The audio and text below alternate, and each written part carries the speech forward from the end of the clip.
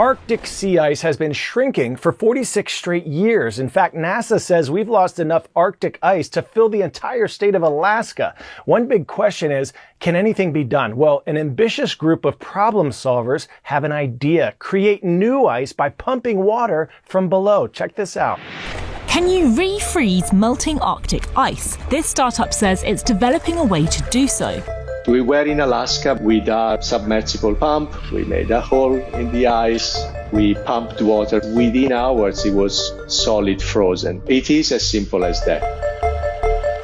A study says the Arctic could be free of sea ice during the month of September by the 2030s, about a decade earlier than previous projections. And this would have dire ripple effects right around the world.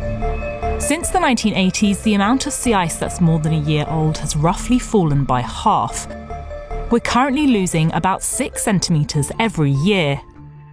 So if you re-ice, you can add an extra 70 centimetres of thickness.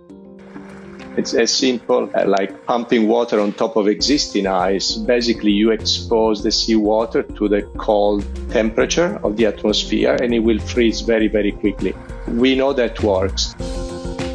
UK-based company Real Ice plans to use automated underwater vehicles powered by green hydrogen. They use small pumps to bring water from below the ice to the top, creating a lake that freezes, thickening the ice sheet. Why would we do it from under the water? It seems complicated. In reality, operating underwater is actually making many things simpler and more controlled. If you think the opposite, operating on top of the sea ice in the middle of the Arctic, you're facing very, very cold temperatures, high winds, all sorts of precipitations from the sky. The project is currently in the early testing stages. They aim to be working with underwater prototypes in 2024 and are planning to test the re-icing on an Arctic bay in 2027. This is a preservation of a habitat exactly like a tropical forest or a coral reef.